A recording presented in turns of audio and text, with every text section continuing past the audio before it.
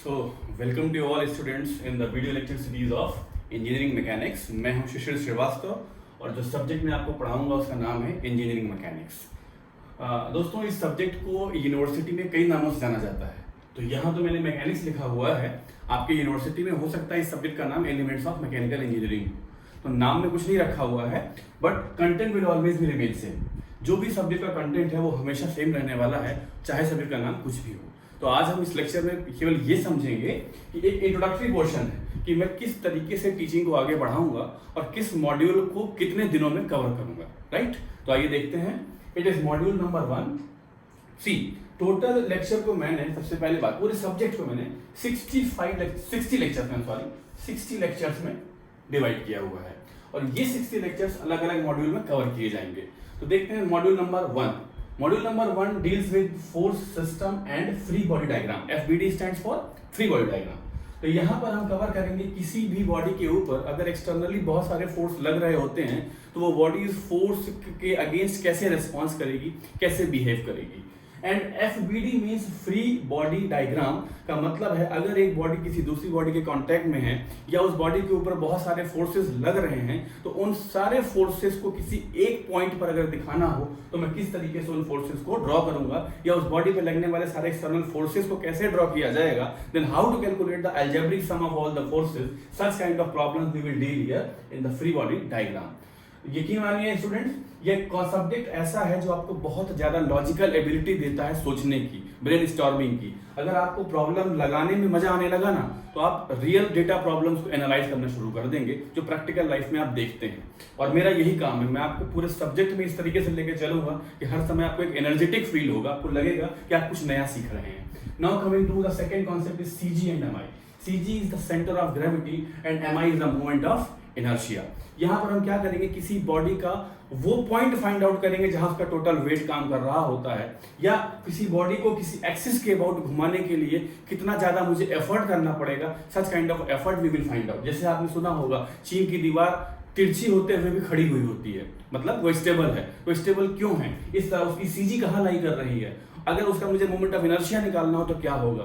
या पानी में जो शिप चल रहे होते हैं वो शिप कभी कभी इस तरीके से ऑसिलेट करते हैं जिसे आप रोलिंग बोलते हैं, कभी कभी इस तरीके का ऑसिलेट करते हैं जिसे आप पिचिंग बोलते हैं। तो रोलिंग या पिचिंग में कब वो स्टेबल होंगे, कब वो डूब नहीं जाएंगे, अगर पानी की कोई लहर आएगी तो वो बचेंगे या डूब जाएंगे। इस तरह के कॉन्सेप्ट को मैं यहाँ पर आपको पढ़ाऊंगा CG और MI में। किस तरीके से एरोप्लेन डिजाइन किए जाते हैं, एरोप्लेन की बैलेंसिंग कैसे की जाती है, कोई चीज एयर में कैसे बैलेंस है, कोई चीज वाटर में कैसे बैलेंस है, कोई चीज ग्राउंड पे कैसे बैलेंस है, अर्थ पे कैसे बैलेंस है। तो ये सारी बैलेंसिंग हम यहाँ पर आपको समझाएंगे CG और MI के माध्यम से। और इस पूरे लेक्चर को कवर करने में मुझे लगेगा मॉड्यूल को 16 lectures. Right, good. Now coming to the module 2। Module 2 देखिए, again very wonderful practical aspects are discussed here. सबसे पहले मैं कवर करूंगा प्लेन ट्रस। ट्रस क्या होता है? ट्रस कुछ ऐसे मेंबर जो आपने देखा होगा रेलवे प्लेटफॉर्म्स के ऊपर। रेलवे प्लेटफॉर्म पर आप जाते हैं तो देखिए टीन शेड लगा होता है और टीन शेड किसी जिगजैग मेंबर्स के ऊपर होता है। कुछ ऐसे जिगजैग मेंबर्स होते हैं और इनके ऊपर एक तरीके से एक प्लेन टीन शेड रखा जाता है जिसके नीचे लोग पब्लिक खड़ी होती है। राइट, तो यहाँ पर ये जो मेंबर आपको दिख रहा है zigzag members, these zigzag members are called what? Truss. तो यहाँ इन मेंबर्स को डिजाइन करना है। या आपने देखा होगा ट्रांसमिशन टावर। ट्रांसमिशन टावर से क्या मतलब है मेरा? देखिए टेलीफोन टावर होते हैं, उसमें आपने देखा होगा बहुत सारे इस तरीके से क्रॉस मेंबर्स लगे हुए होते हैं। राइट, तो इतने क्रॉस मेंबर क्यों लगाए गए, या इन क्रॉस मेंबर्स में से कौन सा क्रॉस मेंबर है जो सबसे ज्यादा फोर्स बियर कर रहा है, कौन सा है जो फोर्स बियर ही नहीं कर रहा है, और जो बियर नहीं कर रहा है तो क्यों लगाया गया है, और जो बियर कर रहा है सबसे ज्यादा तो उसको डिजाइन कैसे किया गया है। ये सारे कॉन्सेप्ट हम यहाँ आपको पढ़ाएंगे प्लेन ट्रस में इन 4 लेक्चर्स। इसको मैं कवर करूंगा। Now coming to shear force and bending moment diagram. SFD for shear, SFD means shear force diagram and BMD means bending moment diagram. Right? तो my dear students, shear force diagram और bending moment diagram की study की जाती है जब भी आप कभी ओवर ब्रिज बनाते हैं, जब भी कभी आप कोई फ्लाईओवर बनाते हैं या अपने घर का लिंटर खड़ा करते हैं, स्लेब डालते हैं छत के ऊपर, तो कुछ वो सारा पोर्शन किसी बीम के ऊपर आता है। बीम का मतलब एक ऐसा स्ट्रक्चरल मेंबर जो लोड बियर कर रहा होता है, तो वो बीम कहीं टूट ना जाए उसकी एनालिसिस करने के लिए कि बीम का कौन सा पॉइंट है जो सबसे क्रिटिकल पॉइंट है। घरों के आगे छज्जे निकले होते हैं तो वो छज्जे की लेंथ कितनी होनी चाहिए, उस पर सामान का वेट कितना आना चाहिए, छज्जे का खुद का वेट कितना होना चाहिए, कहीं ऐसा ना हो कि आप ऐसे पकड़ के लटके और नीचे चलाए हो। राइट। तो इस तरीके एनालिसिस हम यहाँ करते हैं शियर फोर्स और बेंडिंग मोमेंट डायग्राम में बना करके। वो डायग्राम हमें बता देता है कि कौन सा पॉइंट है जो सबसे क्रिटिकल है, क्रिटिकल का मतलब सबसे वीक पॉइंट है, जहां से टूटेगा तो उसको हमें बचाना होगा यहाँ पर। That concept we will cover in shear force diagram and bending moment diagram. और टोटल मॉड्यूल 2 कवर होगा हमारा 12 लेक्चर में, 12 8 + 4 12 lectures, right. Good, now excellent, coming to the module 3। See module 3 is based on the concept of deformable body mechanics। देखिए word बोल रहा हूँ, deformable body mechanics। Module 3 के ऊपर की जो मैकेनिक्स है it is called rigid body mechanics, और मॉड्यूल 3 से जो मैकेनिक्स स्टार्ट होती है उसे बोलते हैं हम डिफॉर्मेबल बॉडी मैकेनिक्स। तो there is a huge difference between rigid body and deformable body. But बिल्कुल घबराने की जरूरत नहीं है, मैं आपको अपने पहले लेक्चर में ही समझा दूंगा कि रिजिड बॉडी मैकेनिक्स और डिफॉर्मेबल बॉडी मैकेनिक्स में डिफरेंस क्या होता है। उस डिफरेंस को समझने के बाद हम बहुत इजीली अंडरस्टूड कर पाएंगे कि ये बॉडी सॉलिड है, रिजिड है, डिफॉर्मेबल है या फ्लूइड बॉडी है। मैकेनिक्स बेसिकली होती कई टाइप की है, पर हम कवर क्या करते हैं इंजीनियरिंग में, rigid body mechanics, solid body mechanics और फ्लूइड बॉडी मैकेनिक्स। तो रिजिड बॉडी मैकेनिक्स को इंजीनियरिंग मैकेनिक्स बोलते हैं, सॉलिड बॉडी मैकेनिक्स को आप डिफॉर्मेबल बॉडी भी बोलते हैं, और फ्लूइड मैकेनिक्स अपनी एक अलग स्टडी है जिसमें हम कंप्रेसिबल और इनकंप्रेसिबल फ्लूइड्स दोनों की स्टडी करते हैं, पानी यानी लिक्विड की और गैसेस की भी स्टडी करते हैं, लाइक एयर हुआ, मीथेन हुआ, ब्यूटेन हुआ, इन सारी गैसेस की, सीएनजी हुआ, हाइड्रोजन हुआ, इनकी स्टडी करते हैं, राइट। तो module 3 is all about what I said deformable body mechanics, जिसको मैं कवर करूंगा 10 लेक्चर्स में। Now my dear students, come to the module 4। यहां से इंजीनियरिंग चेंज हो जाती है। अब अभी तक आप पढ़ रहे थे मैकेनिक्स का वो पोर्शन जिसको हम कोर मैकेनिक्स बोलते हैं, यानी रिजिड बॉडी और डिफॉर्मेबल बॉडी। अगर सब्जेक्ट का नाम रहा इंजीनियरिंग मैकेनिक्स, तो वहां पर आपको इसके इन मॉड्यूल 4 और 5 के स्थान पर मिलेगा डायनामिक्स का पोर्शन स्टडी करने के लिए, इंपल्स मिलेगा, मोमेंटम मिलेगा। लेकिन अगर सब्जेक्ट का नाम रहा एलिमेंट्स ऑफ मैकेनिकल इंजीनियरिंग, तो आपको यहां से चेंज हो जाएगा और मिलेगा क्या पढ़ने के लिए, थर्मोडायनामिक्स, इंटरनल कंबशन इंजन्स और रैंकाइन साइकिल। साइकिल का मतलब टर्बाइंस, जिससे पावर जनरेट की जाती है, कुछ इस तरीके के डिवाइसेस जो हम प्रैक्टिकल एप्लीकेशंस में यूज करते हैं, जहां पर आप पूरी मैकेनिक्स का अप्लाई भी करेंगे और साथ के साथ थर्मल के लॉज भी लगेंगे। तो देखिए मॉड्यूल 4 जिसे मैं कवर करूंगा, first basic concept of thermodynamics 4 lecture में, और laws of thermodynamics, 0th law, first law, second law and third law, laws of thermodynamics 8 lectures में। और यहां मैं आपको ये चीज बता दूंगा कि कोई चीज स्पॉन्टेनियस कैसे होती है। मतलब आपने मान लीजिए चाय रखी हुई है, चाय गर्म है, पानी, चाय थोड़ी देर के बाद क्या होगा, उससे भाप निकल रही होगी, चाय क्या हो जाएगी, ठंडी हो जाएगी। तो क्या वो ठंडी चाय वापस अपने आप गर्म हो सकती है? कभी नहीं गर्म हो सकती। ठंडी चाय को गर्म होने के लिए आपको वापस गैस पे चढ़ाना पड़ेगा। या अगर आप कार से सपोज कीजिए घूमने जाते हैं, पहाड़ों पर जाते हैं, तो जब आप पहाड़ों पर जा रहे थे, कार से आप पहाड़ों के ऊपर जा रहे थे, यहाँ से आपकी ये कार है, देखिए ये